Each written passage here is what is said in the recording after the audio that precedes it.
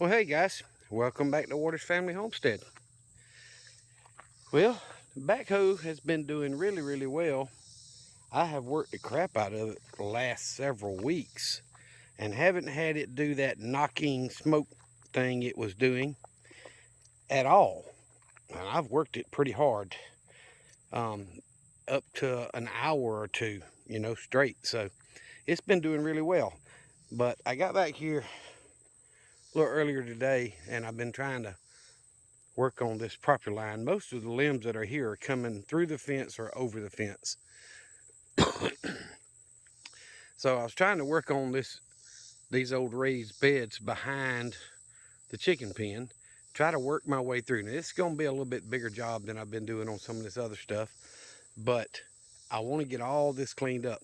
So I was pushing and trying to grab the roots to some of this little privy and crap that's dug in, that old water hose in the pipe. I'm just trying to push it all and get it up.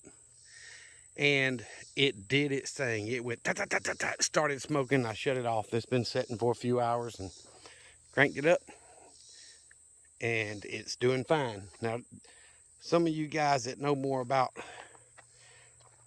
motors than I do, because I don't claim to know anything. Look at the size of this seashell compared to my finger.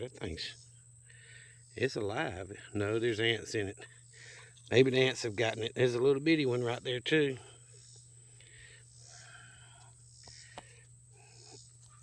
But anyway, I had about a gallon or a gallon and a half of fuel left in my can up there.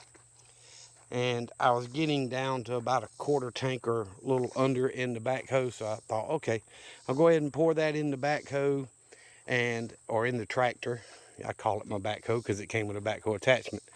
But go ahead and pour that in there and put the can in the back of the truck. Next time I'm in town and I have time, I can go by and pick up 5 more gallons of diesel fuel. So I'm gonna show y'all what all I've worked on while I talk.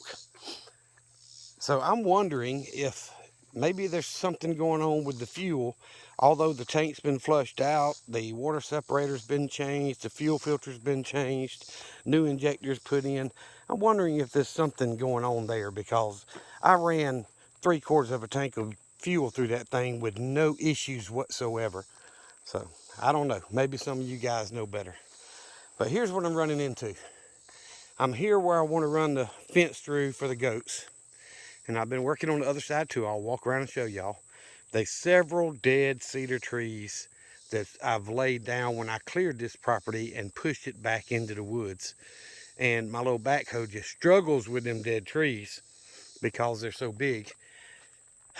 So it's gonna be a job. But I've got a couple down low here, which is not a big deal. I can push and cover them with dirt. But that bigger one there, I'm gonna have to try to get it shoved to the right in order for me to be able to go through. So I kind of started here and I'm like, all right, that's going to be a pretty big job. Let me go around to the backside and try. So now I'm just walking. I'm taking my time, guys.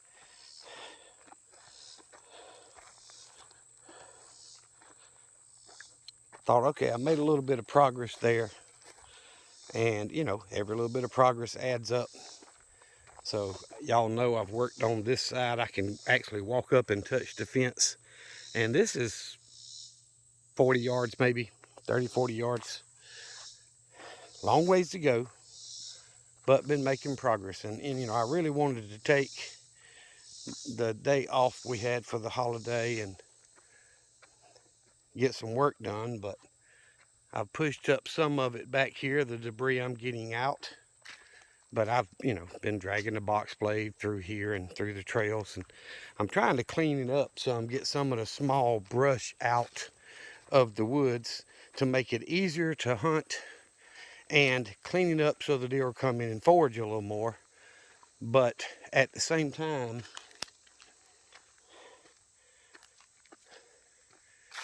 I need to get this fence row done, and I don't remember exactly where we marked, but it's going to be somewhere back in here. If I got to buy more fence and make it bigger than I thought, then I will. But I figured this corner was a sharp corner for us to turn and go into. So I thought, well, I'll just clean up this side of the trees.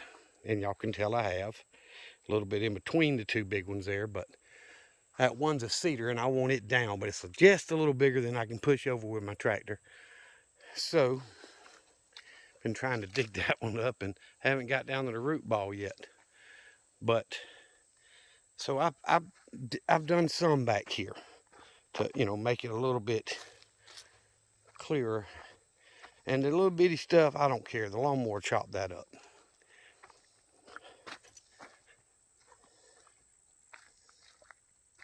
So as we walk through this middle trail, you know, and like I say, I've drug the box blade through here all the way up. Well, this is part of where we had our course barrel set up, you know, and it had a small little berm there that we had a couple targets on. Then you run up to that one, but there's a deer feeder up over here too. So I've kind of cleaned all that up a little bit, which I wanted to do. So I've tried to line up with that big cedar tree that's right where I want the fence to come through. And I don't know if that's showing up on my phone or not. My daughter's trying to call me. I'll call her back. But my son-in-law had his deer blind set up, I want to say right in here. Yeah, there it is. I've been looking for it. He had a piece of rug down. And he wanted me to try to clear it to put him a little bit further back out of the sight, you know. So without even thinking about that, I just started clearing in. And you see I've cleared a bunch of this here because the trail went around. And I've cleaned between those trees, knocked a couple little pine trees down that I didn't want back here. I just want the oak trees, the hardwoods. I don't want cedar. And the pines seem to die pretty quick, so I'm not studying them either. But this is where the fence line will go through. And this is about probably 25 yards to where that big tree is. And this little stuff, like I say, I'm not really worried about the little bitty stuff. I'm not trying to scrape the ground clean. I just want the big stuff that'll damage my mower, you know, taken care of. So I actually cleared this whole area right here. And when I push them cedars over and stuff, I've kind of filled it back in, but I can finish pushing that back out of the way. And hopefully that'll give my son-in-law a place to put his stand a little bit further back into the woods. I don't know if this is gonna help him get a better shot or what, but so walking up in here, here's where I ran into. Dead cedar tree, which is, you know, rotten. It's been broken all up. It's basically limbs, but there's several more big cedar trees here that's too big for my little tractor to pick up and move. So what I decided to do was try to get toward one end of it and push it the other direction. And I can pick it up a little bit, but there's two here. And then plus the root ball from this one that I pushed over, this little whatever weed tree. So I got to try to clear it enough to get in here and do something with this tree, whether it's cut it with the chainsaw or what. But I basically, if y'all can see right there, that's the big tree I want the fence line to come down right beside this tree. And there's a dead tree that's right here, if y'all can see the top of the stump there, that has broken off and, you know, just 7 foot tall stump. Not really worried about that, as long as it's not interfering with me coming through on the outside of the fence with the mower to keep the weeds down and let the goats take care of the inside of the fence. Well, my dog's barking. But anyway, there's some big scuppling vines back here. That's right there. It's big around as my wrist, if not a little bigger. A lot of them running up into the trees.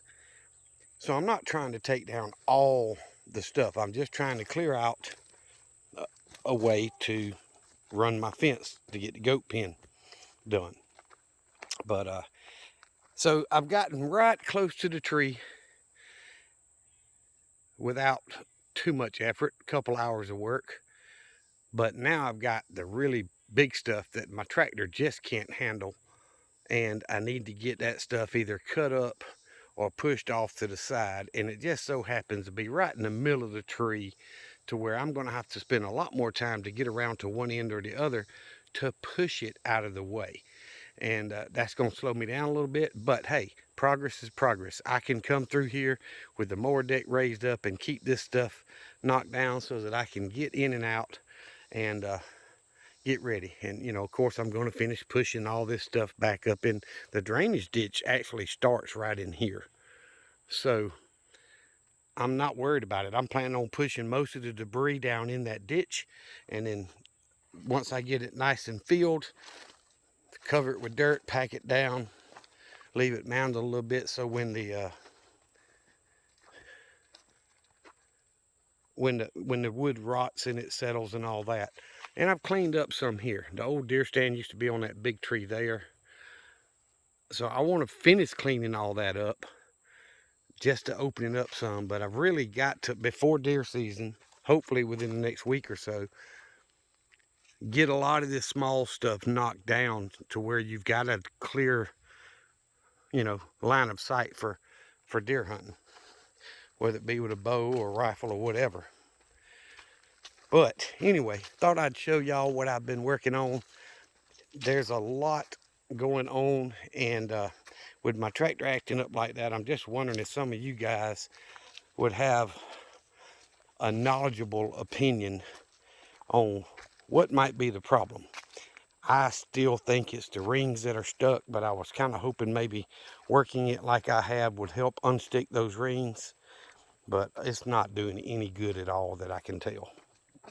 So I'd appreciate y'all's input. All right, I'm gonna walk back up to the house. As you can see from here to where the tractor is, let me zoom in. Quite a bit of ways back in the woods. So this would be a big goat pen area.